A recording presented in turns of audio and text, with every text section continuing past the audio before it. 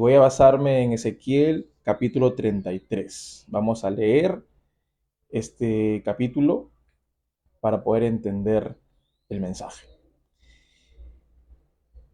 Dice el verso 1 de Ezequiel 33. Una vez más recibí un mensaje del Señor. Hijo de hombre, da este mensaje a tu pueblo. Cuando yo envío a un ejército contra un país, los habitantes de ese país escogen a uno de los suyos para que sea el centinela. Cuando el centinela ve acercarse el enemigo, toca la alarma para advertir a los habitantes. Entonces, si los que oyen la alarma se niegan a actuar y resulta que los matan, ellos mismos tendrán la culpa de su muerte. Y quiero empezar diciendo esto. Todos vivimos influenciados por alarmas, por advertencias, desde nuestros celulares, en nuestro organismo, en todo, en las redes sociales, cuando algo va a ocurrir, como de repente una fuerte lluvia con el tsunami, vivimos alarmados, porque las advertencias y las alarmas son necesarias para poder vivir seguros, ¿verdad?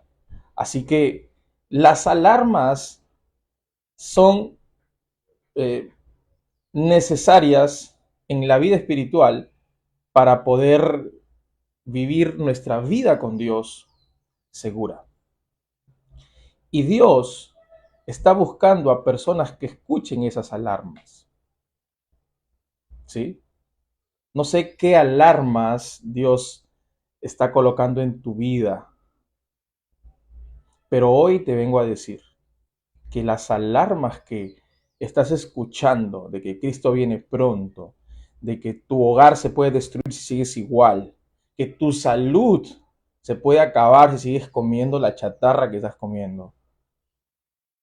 Entonces, si tú te niegas a escuchar eso, estás a punto de entrar en peligro.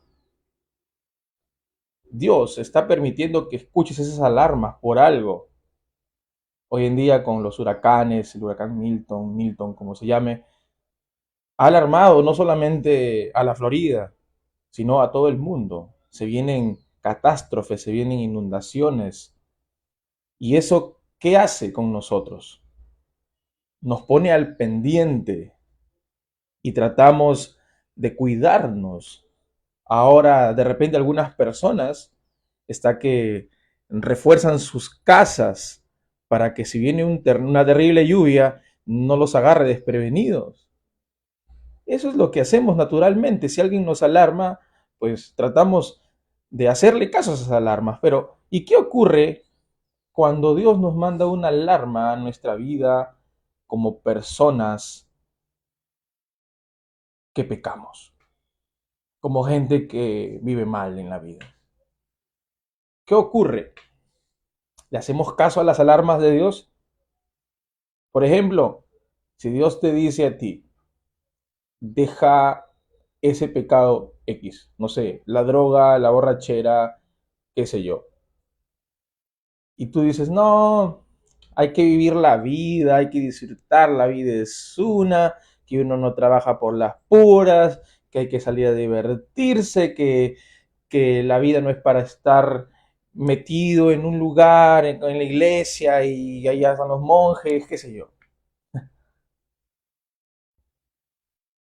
Y Dios te dice, no, no te destruyes la vida, porque ¿qué haces con los vicios? Te lo explico así, en resumen. Los vicios, primero te dejan sin dinero. Una persona viciosa necesita consumir eso y es capaz de vender hasta su propia casa por seguir consumiendo ese vicio, esa sustancia. Segundo, que vas a destruir tu familia. Tu familia se va a morir de hambre, tus hijos no van a tener para la universidad, el colegio, para sus útiles, para su comida. Tercero es que te vas a destruir a ti mismo. Tu salud ya no va a ser la misma. Si tomas, si fumas, tus pulmones, tu hígado, etc., tu cerebro, si te drogas. Todo trae consecuencias. Y lo peor, lo cuarto, es que si te mueres en ese estado, te vas derechito al infierno. Derechito. Aquí no hay ni purgatorio, acá no hay ni misas que te saquen. Eso no va a tener efecto cuando tú te mueras. Todos vamos para allá. ¿O qué piensas? ¿Que eres eterno? ¿Que vas a vivir 500 años? No. Todos algún día vamos a morir. La pregunta es, ¿estás preparado para morirte o estás pecando? ¿Mm? Dios, en lo que hemos leído, explica minuciosamente lo que significa una amenaza. Dice, cuando el centinela ve acercarse al enemigo, toca la alarma para advertir a los habitantes. Entonces, si los que oyen la alarma se niegan a actuar y resulta que los matan, ellos mismos tendrán la culpa de su muerte. Si tú escuchas a una persona que predica sobre el pecado y que sabes que te va a ir mal porque estás pecando y sigues igual, llegará un momento en que vas a morir. Vas a morir en tu casa, tu salud, en todo. Va a haber una muerte en tu hogar por no haber escuchado a la persona que te dijo, oye, hay peligro, hay muerte. Si tú dices, no me interesa escucharte, entonces estarás haciendo algo muy raro, como cavar tu propio hueco, tu propio hoyo. ¿Mm? Dice, verso 5, oyeron la alarma, pero no les hicieron caso, así que la responsabilidad es de ellos. ¿Ok? Aquí la responsabilidad ya no es del centinela, sino la responsabilidad es de la gente que no quiere escuchar. Y ahorita voy a hablar sobre el centinela, pero primero quiero hablar sobre las alarmas, ¿ok? Dice, si hubieran prestado atención a la advertencia, podrían haber salvado sus vidas. Ahora bien, si el centinela ve acercarse al enemigo y no toca la alarma para advertir a la gente, él será responsable de la cautividad del pueblo. Todos morirán en sus pecados, pero haré responsable al centinela por la muerte de ellos. Ahora voy a hablar del centinela. ¿Quién es el centinela en la escritura? Bueno, no solamente en la escritura en sí, el centinela era encargado de avisar sobre peligros como ejércitos enemigos que venían a invadir una ciudad que estaba amurallada.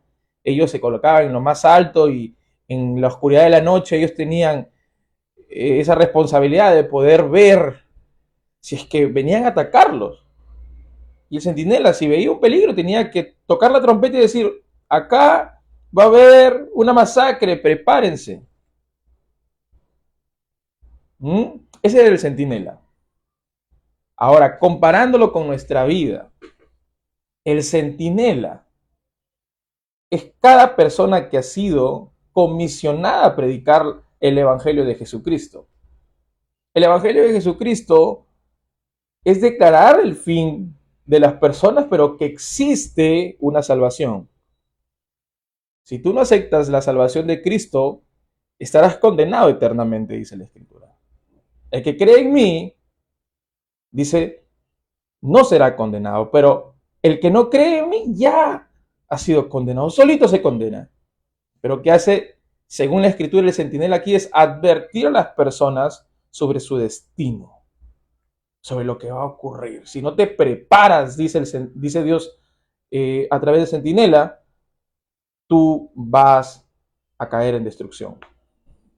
¿Cómo la ves? Ahora, el centinela, voy a leer nuevamente aquí. Si el centinela ve acercarse al enemigo, el verso 6, y no toca la alarma para advertir a la gente, él será responsable de la cautividad del pueblo. Ahora, si tú has sido llamado por Dios, has sido comisionado por el Espíritu para predicar el Evangelio y no lo haces, tú estás siendo responsable de que la gente se vaya al infierno. Esto es terrible. Pero si una persona ha recibido la salvación, sería un acto egoísta decir yo soy salvo y eso me basta. Porque Cristo no nos salvó para taparnos la boca, sino nos salvó para poder hablar de Él y de su salvación. Sería tan irresponsable de nuestra parte quedarnos con la cura de una enfermedad. Si tú descubres que algo tiene cura, una enfermedad que es incurable, que por más que vayas a todos los doctores del mundo, no hay cura. Si tú tuvieras la cura, sería muy irresponsable de tu parte no darla a conocer. Tus pecados, tu pecado es la enfermedad más terrible que puede tener tu alma. No son los traumas, no es el miedo, no es el pánico, no es nada que puede parecer horrible y espantoso en tu alma, es el pecado. El pecado es lo que te separa de Dios y lo que te hace negar a Dios.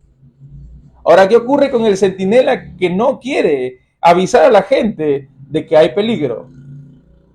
Bueno, Dios dice, tú serás responsable. Y aquí les quiero hablar a mis amigos que predican el Evangelio y que ya están cansados de predicar. ¿Por qué te cansas?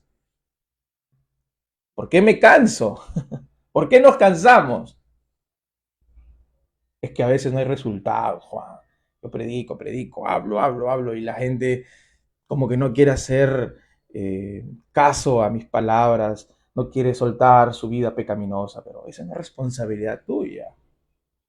Dios te ha dicho, habla mi palabra, adviértele al pueblo lo que le va a venir si no me obedecen, si siguen viviendo su vida libertina. Lo demás es asunto mío. Y voy a seguir leyendo para seguir entendiendo. Verso 7 dice, ahora, hijo de hombre, te pongo por centinela del pueblo de Israel. Por lo tanto, escucha lo que digo y adviérteles de mi parte. Ahora, mira, antes de pasar a lo demás. Primer punto es que Dios nos ha puesto a cada uno como centinelas. Así como Dios puso a Ezequiel como centinela, Dios ha colocado centinelas en este tiempo. Centinelas que van a hablar la verdad aunque duela. ¿Sí? Pero hay otro punto que dice, escucha lo que digo y adviérteles de mi parte, que Dios tiene sus mensajeros. Y tú eres el que va a traer un mensaje de parte de Dios. Él te va a guiar a toda verdad y te va a hacer hablar incluso cuando no sepas qué decir. Porque hay gente que se cohíbe porque no tiene buen léxico, ni verbo, ni ha estudiado muchos libros, y dice, no, yo no he ido a la universidad, yo soy nervioso, soy tímido, siempre tenía ganas de ir al baño cuando salía a exponer en el colegio. Olvídate de eso. Dios te ha puesto a ti como su vocero. Dios te ha puesto a ti como su vocera. Y solamente necesitas ponerte en las manos de Dios. Claro, tienes que prepararte.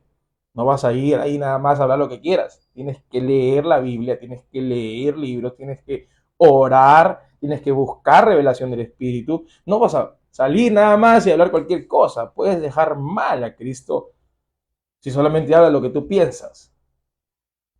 Tienes que hablar la Biblia. Tienes que predicar con propiedad.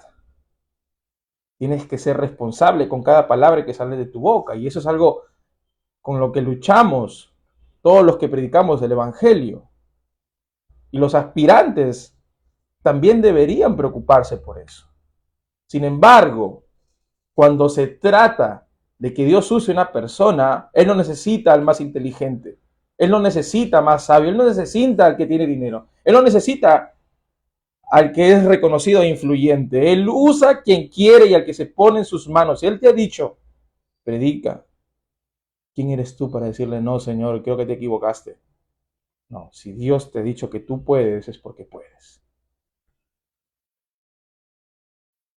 Y dice, si yo anuncio que unos malvados de cierto morirán y tú no les dices que también, que cambien su manera de vivir, entonces ellos morirán en sus pecados y te haré a ti responsable de su muerte. Una vez más, Dios está diciéndole, si tú no hablas de mi parte, lo que yo te he dicho, que cambien su manera de vivir, entonces tú serás responsable de que ellos mueran en sus pecados.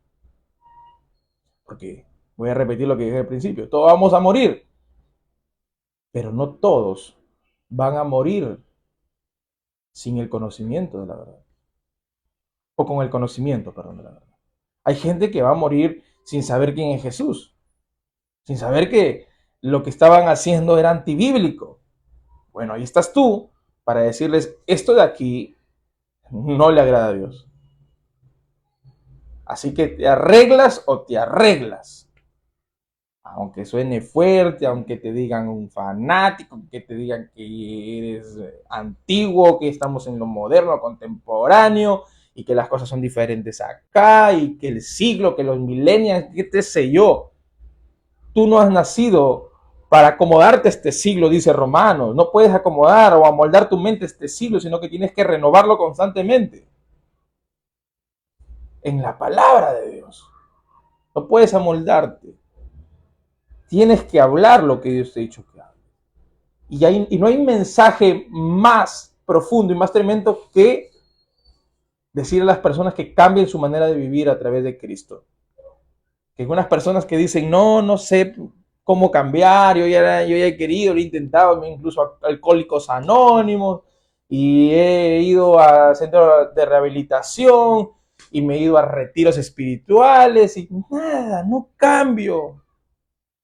Bueno, esa gente que habla así es porque no se ha encontrado con Cristo. No sabes quién es Cristo, no sabes lo que puede hacer Cristo. Estás nulo. Cristo tiene poder para libertar a las personas de esos vicios, esclavitud mental, esas cosas que te arrastran hacia lo malo. Porque hay gente que dice, no, es que yo no quiero, pero, ay, como que mi cuerpo. Bueno, Cristo ha venido para libertarte y hacerte verdaderamente libre, no una libertad ficticia, sino para hacerte verdaderamente libre. Y centinelas que no predican la verdad, aunque duela, estás haciendo algo antibíblico. Porque Pablo dijo, si yo no predico porque no quiero caerle mal a las personas, entonces no soy siervo de Cristo. Yo no predico para agradar a la gente, yo predico para agradar a Cristo. Hay gente que dirá, no, pero esto es demasiado. Sí, es demasiado para ti, pero para Dios es algo normal que tienes que escuchar. Dice, entonces ellos morirán en sus pecados y te harán responsable a ti de su muerte. Ojo con eso. En cambio, si les adviertes que se arrepientan y no lo hacen, morirán en sus pecados, pero tú te habrás salvado. Eso es lo que te toca hacer a ti, centinela, mensajero de Dios. Solamente predica el evangelio, proclama las verdades de Dios, que si alguien no se arrepiente y no quiere escucharte, no va a ser tu problema. Tú ya hiciste tu trabajo, lo hiciste con amor, con devoción, con temor, con responsabilidad, pero ¿qué puedes hacer tú si alguien no se quiere arrepentir? No puedes hacer nada. Dice la Escritura que el único que convence a cada persona de pecado, de justicia y de juicio es el Espíritu Santo. Tú no eres el Espíritu Santo. Tú eres el que siembra. Lo tienes que sembrar y sembrar y sembrar, y donde más siembres, pues más posibilidades hay de que la gente se entregue, ¿verdad? ¿Cómo alguien va a conocer a Cristo si no le hablas de Cristo? ¿Cómo alguien va a ser impactado con el poder de la palabra de Dios si no dices nada, ni una jota de las verdades impactantes del Evangelio?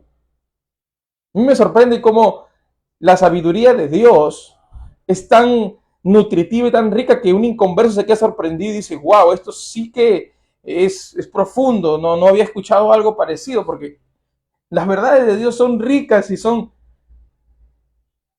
deseadas. Solamente que algunas personas creen que la palabra de Dios es algo aburrido, porque no le han prestado atención. ¿Mm? Si tú, como centinela, te niegas a predicar las verdades de Dios, ¿qué quieres hacer? ¿Agarrar un libro de motivación y caerles bien a todos? No les vas a caer bien a todos. Tienes que cumplir con tu misión. Y antes de pasar a la segunda parte, porque esta es nuestra responsabilidad, ¿no? Con Dios, con los hombres, quiero hacer énfasis sobre esto. A veces las personas hablan temas que son importantes, pero no traen en sí el mensaje que realmente necesitamos escuchar. Y es que se nos predique contra el pecado, con lo que en realidad somos como humanos. Y déjame te lo explico. Cada persona, por más que sea cristiana, tiene un severo problema. Es arrastrado por el mal. Un cristiano y un no cristiano son arrastrados por el mal. ¿Sí? Claro. La única diferencia es que el que no es cristiano, él peca y a veces reflexiona y dices, no, pero ¿por qué peco? Ah, bueno, sigo pecando. No tiene sensibilidad. Simplemente peca y se deja llevar por sus bajos instintos. Lo que pasa con nosotros, los cristianos, es que seguimos teniendo tentaciones para pecar. Dice la escritura que el pecado está a la puerta. O sea que es fácil pecar. Es fácil pisar el palito. Es fácil. Hacer el bien no es tan sencillo como hacer el mal. Es difícil hacer el bien. Amar al enemigo. Buscar a Dios. Orar, no sé. Es difícil hacer el bien, ayudar a los demás. Es difícil mantenerse puro. Pero si quieres pecar, simplemente vas a un bar y punto, ya pecaste, te vas a un prostíbulo, ya pecaste, haces un montón de cosas que están mal. Fácil, es sencillo pecar. Y un cristiano tiene luchas. Sí, sigue siendo humano. Dice Pablo, ay de mí. ¿Quién me librará de este cuerpo de muerte? ¿Quién podrá sacarme de este cascarón que me lleva a hacer el mal? Porque el mal que no quiero hacer, eso hago, y el bien que quiero hacer, eso no hago. ¿Cómo la ves? La diferencia entre una persona que no es cristiana y una persona que sí es cristiana es que el cristiano lucha con el pecado. Todos los días se antepone al pecado y dices, no, no voy a pecar porque el pecado me hace esclavo, el pecado me trae muerte. Tiene que luchar con la palabra de Dios, tiene que orar para vencer su carne, tienes que crucificar tu vida literalmente. ¿Por qué? Pensabas de que ya vas a la iglesia, te lo viste cristiano y no oras, no lees la Biblia, no congregas, no cantas, no adoras, no haces nada y vas a seguir igual. Vas a vivir santo como esa primera experiencia que tuviste, que sentiste una limpieza, ¿verdad? Y la fuerza de Dios estaba contigo, no querías hacer nada malo. ¿Tú crees que eso te dura para siempre? No, tienes que luchar, tienes que ir contracorriente, tienes que de verdad golpear al enemigo con la oración, con la consagración. Ese es el problema, que tenemos todos, sobre todo los cristianos, el pecado. Dice el verso 10. Hijo de hombre, da este mensaje al pueblo de Israel. Ustedes dicen, nuestros pecados son una carga pesada. Nos consumimos poco a poco. ¿Cómo sobreviviremos? ¿Mm? El pueblo de Israel es consciente de que ellos pecan, de que ellos desagradan a Dios, de que ellos hacen cosas malas, que sus mismas conciencias los acusan. Dice, es una carga pesada. Toda persona vive cargada. Cada persona que peca vive su alma atribulada. Ellos dicen que están bien, que salen a fiestas y que divertirse, jajaja, que tomar y hacer un montón de cosas, pero luego su alma está atribulada y cargada, llena de dolor, de tristeza, y buscan de alguna forma llenar esos vacíos. El pueblo de Israel dice esto, sí, nuestros pecados son una carga pesada, porque eso es lo que trae el pecado, carga, trae dolor. Nos consumimos poco a poco. Cuando una persona peca, se consume. Sus huesos se debilitan, su cuerpo no es el mismo, su mente se atrofia, sus pensamientos. ¿Cómo sobreviviremos? Decía el pueblo de Israel. ¿Cómo? No se puede vivir pecando. La verdadera felicidad no se encuentra pecando. Algunos pecan, ¿por qué creen? ¿Por qué creen que algunos pecan? ¿Por qué creen? Porque quieren un poco de felicidad, un poco de dopamina. Quieren sentirse aceptados, alegres, felices, completos, plenos. Y pecan. Pero no hay nada más terrible como buscar ser feliz y en realidad ir en busca del placer. Porque no es igual la felicidad con el placer. Solamente que lo confundimos porque son parecidos. Y la gente piensa que puede vivir pecando, pero en realidad peca y muere. Y es un muerto viviente. Él piensa que está vivo, pero en realidad es un muerto. Peca y se alegra, se ríe con todo el mundo, pero es un muerto viviente porque su alma está destrozada, llena de huecos. Por eso es que hay muchas personas que están con uno y con otro y con otra, porque su alma está tan llena de huecos que necesitan ser llenados por gente. Y a veces hasta con cosas. ¿Mm? Tan cierto como que yo vivo, dice el Señor soberano, no me complace la muerte de los perversos. Solo quiero que se aparten de su conducta perversa para que vivan. Y esto es algo que me marcó cuando lo leí. Porque aquí vemos el corazón de Dios. El corazón de Dios al colocar un centinela para advertencia. El corazón de Dios para decirles, yo no quiero que ustedes mueran. Yo no me complazco, dice, en la muerte de los perversos. Yo no deseo que los pecadores vayan a la condenación. Yo no deseo que ellos vivan mal aquí en la tierra. Yo no deseo que vivan en desgracia tras desgracia. Ese no es mi sentir, dice Dios. Solo quiero que se aparten de su conducta perversa para que vivan. Ese es el punto. Que para que tú vivas una verdadera vida y que realmente experimentes lo que es la vida, tienes que apartarte de tu conducta perversa. Tienes que apartarte de esa mala vida que estás llevando. Arrepiéntanse, dice Dios, apártense de su maldad, oh pueblo de Israel, porque habrían de morir. Si tú aceptas este mensaje de Dios, ¿por qué habrías de morir? ¿Por qué habría de morir a alguien que se arrepiente? ¿Por qué le caería un juicio de Dios si alguien se arrepiente?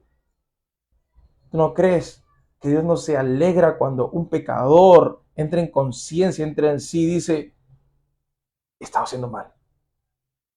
He visto todo nublado, mis lunas de los anteojos con los que andaba están sucios, pero ahora los han limpiado.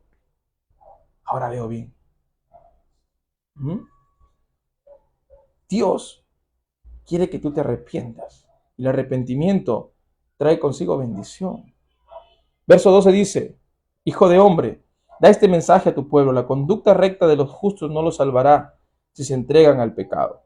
Ni la mala conducta de los malvados los destruirá si se arrepienten y abandonan sus pecados.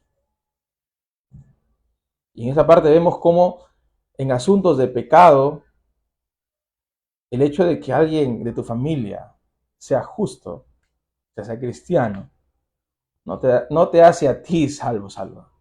Hay gente que piensa de que porque viven en una familia cristiana ya ellos son cristianos. Estás muy equivocado. Porque si tu familia practica la fe y tú vives como si Dios no existiera, estás perdido. Te estás mintiendo a ti mismo de que vas a estar con Dios en su morada celestial y que a ti no te tocará nada malo. No, completamente errado y equivocado. La conducta recta de los justos no los salvará si se entregan al pecado. Por más que tu papá y tu mamá oren, sean pastores, líderes, misioneros, y tú eres una persona que se entrega al pecado, no te vendrán cosas buenas. Solamente tendrás malas experiencias. Dice, verso 13, cuando les digo a los justos que vivirán, pero después pecan y piensan que se salvarán por haber sido justos anteriormente, entonces no se tomará en cuenta ninguno de sus actos de justicia. Lo destruiré por sus pecados. Y ojo con esto, porque cuando también lo leí era muy fuerte. Hay gente que cree que porque es justa y que ellos hacen cosas para Dios y predican y cantan y hacen eventos y un montón de cosas. Ellos creen que si pecan, Dios les da el aplauso y no, bueno, no, no te preocupes, igual te voy a salvar porque tú has hecho muchas cosas buenas para mí. Pero llegará el día en donde las personas con ese pensamiento se encontrarán con una realidad. Dios les dirá, no los conozco. Pero Señor, en tu nombre echamos fuera demonios, en tu nombre hicimos milagros, en tu nombre, ¿verdad, Señor? Nosotros proclamamos la verdad, nosotros hicimos cosas grandísimas. Invertimos dinero, nos metimos en deudas por hacer la obra de tu obra. Espérate, pero vivías pecando. No te conozco. No te conozco. No creas que porque haces cosas para Dios, ya Dios te exime de todo lo que le pertenece a un pecador. Así es. Si eres una persona justa, mantente en tu justicia, sigue santificándote, sigue cada día pidiéndole al Señor misericordia por tu vida, lamentate por ti, lamentate por tu vida. Y es algo con lo que quiero acabar. Cuando las personas intentan agradar a Dios, se encontrarán con unas cosas.